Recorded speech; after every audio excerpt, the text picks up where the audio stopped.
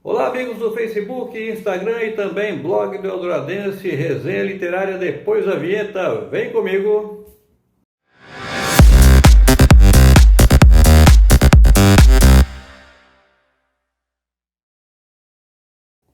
Bom, pessoal, o livro que eu trago na resenha literária de hoje é esse livro aqui, ó.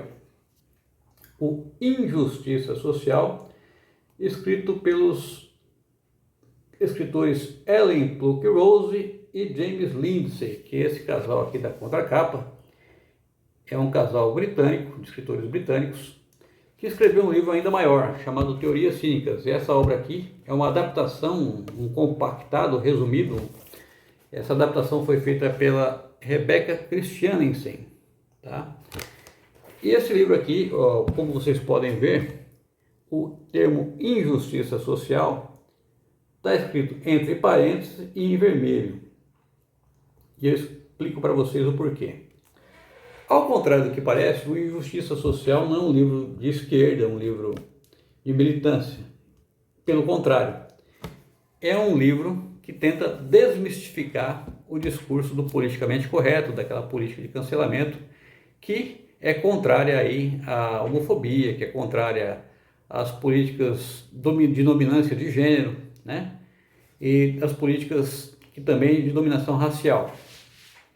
Aí você vai me perguntar, pô, Fernando, você que é um cara que defende o politicamente correto, você que escreve sempre nos seus textos procurando defender o discurso do politicamente correto, lendo um livro desse, eu vou explicar o porquê que eu fiz isso.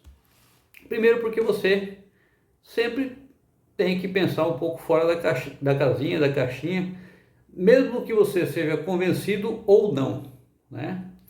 É sempre bom você fazer esse exercício.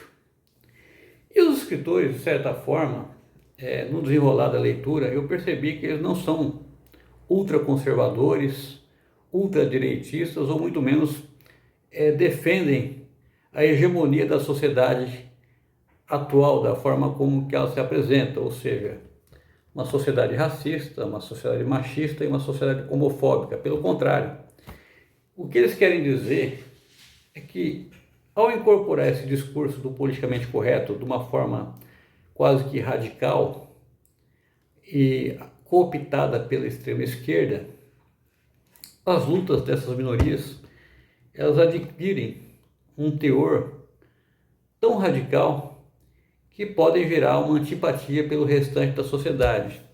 E aí as evoluções que a gente deveria ter nesse sentido, né, de vencer a homofobia, de vencer a misoginia e de vencer o racismo, são prejudicados exatamente pelo radicalismo. Eu vou citar para vocês dois exemplos que talvez tentam ilustrar o que os autores querem dizer.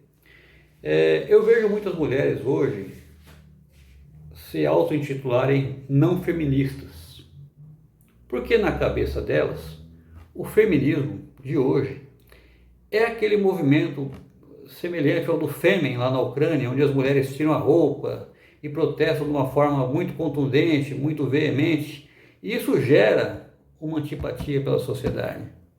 Quando, na verdade, o feminismo nada mais é do que a luta pelo direito das igualdades entre homens e mulheres, e é apenas isso, né? Uma luta mais equilibrada e mais racional, uma luta mais efetiva na busca dessa igualdade.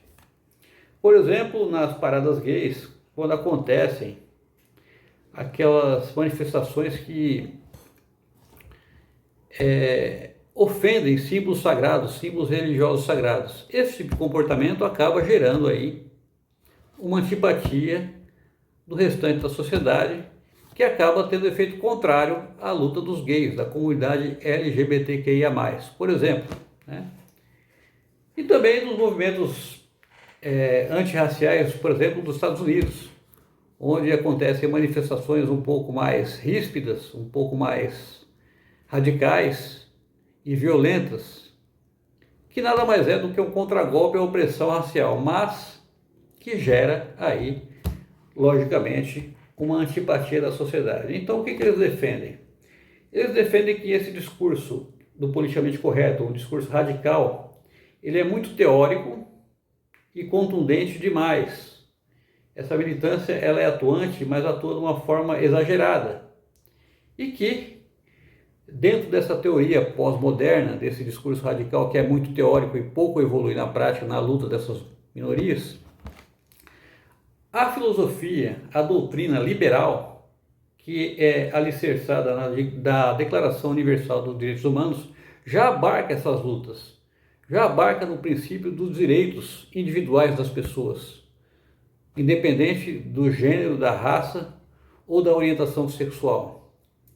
E que essa luta deveria ser feita de uma forma mais científica, mais informativa, mais racional, mais equilibrada, e que talvez dessa forma, e provavelmente dessa forma, as pessoas, o restante da sociedade, comecem a entender, né, as demandas dessas pessoas, dessas minorias, das mulheres, dos gays e dos negros, por exemplo. Ao meu ver, e no desenrolar do livro, eu vejo que faz algum sentido. Ao contrário do que eu imaginava, esse livro não é um livro voltado para o conservadorismo de ultradireita. Os autores mesmo esclarecem que esse livro é voltado para as pessoas de centro-direita e centro-esquerda. E que, antes dos grupos merecerem a devida atenção, os indivíduos merecem as devidas atenções. Cada indivíduo tem os seus direitos independente da sua orientação sexual, da sua cor de pele e do seu gênero. E isso já está alicerçado, segundo eles, na Declaração Universal dos Direitos Humanos.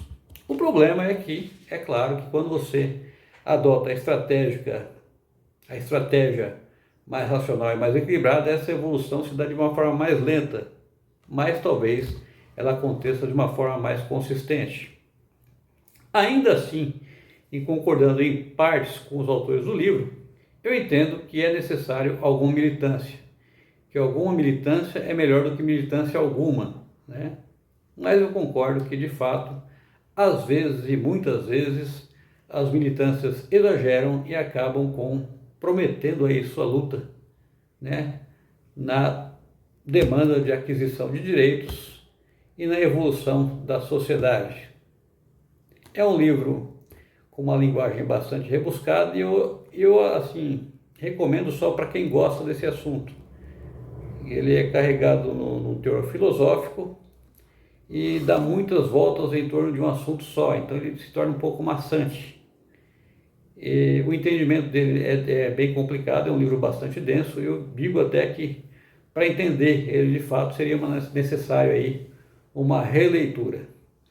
Mas está aí a dica de hoje: Injustiça Social, Ellen Pluckrose e James Lindsay. É a dica da resenha literária de hoje. Finalizo desejando um bom domingo a todos e fiquem com Deus. Até a próxima resenha literária. Abraços.